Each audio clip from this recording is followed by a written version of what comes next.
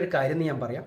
Professional എന്നുവെച്ചാൽ അതിൻ്റെ അവതരണത്തിൻ്റെ കുറവ് ഫുഡ് റിഫ്ലക്സോളജി പറ്റി പറയുമ്പോൾ അത് എങ്ങനെയാണ് പറഞ്ഞ് ജനങ്ങളിലേക്ക് എത്തേണ്ടതെന്നുള്ള പറ്റിൻ്റെ അതിൻ്റെ അവതരണത്തിൻ്റെ കുറവ് തന്നെയാണ് ഇതിൻ്റെ പ്രധാനപ്പെട്ട കാര്യങ്ങൾ.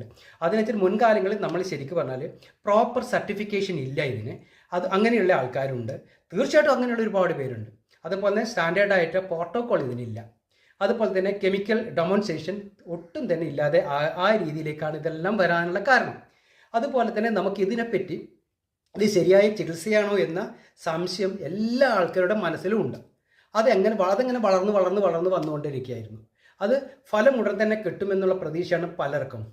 ഇത് ജനങ്ങൾക്ക് ഇങ്ങനെ പെട്ടെന്ന് അതിൻ്റെ ഫലം കിട്ടും എന്നുള്ള പ്രതീക്ഷ ജനങ്ങൾക്കുണ്ടായിരുന്നു. അതുപോലെ തന്നെ ഇൻറ്റേർണൽ റിലീഫ്, അതുപോലെ ഒരു ദിവസം കൊണ്ട് ക്യൂർ ചെയ്യാൻ പറ്റുമോ എന്നുള്ള പ്രതീക്ഷയും ജനങ്ങൾക്ക് വന്നു. അതിൻ്റെ അടിസ്ഥാനത്തിലാണ് ഇത്തരത്തിലുള്ള പ്രോബ്ലമൊക്കെ നമുക്ക് മുന്നിൽ ഇങ്ങനെ ഒരു ക്വസ്റ്റ്യൻ മാർക്കായിട്ട് നിൽക്കുന്നത്. ഫുഡ് റിഫ്ലക്സോളജി ശരീരത്തെ സ്വയം സുഖപ്പെടുത്താൻ പഠിപ്പിക്കുന്ന ഒരു പ്രക്രിയയാണ് ശരിക്കും പറഞ്ഞു കഴിഞ്ഞാൽ. അത് സാധാരണ ജനങ്ങൾക്ക് മനസ്സിലാകാതെ പോയതാണ് ഇതിൻ്റെ എല്ലാം പ്രധാനപ്പെട്ട കാര്യങ്ങൾ. ഇതിന് സമയം ആവശ്യമാണ്.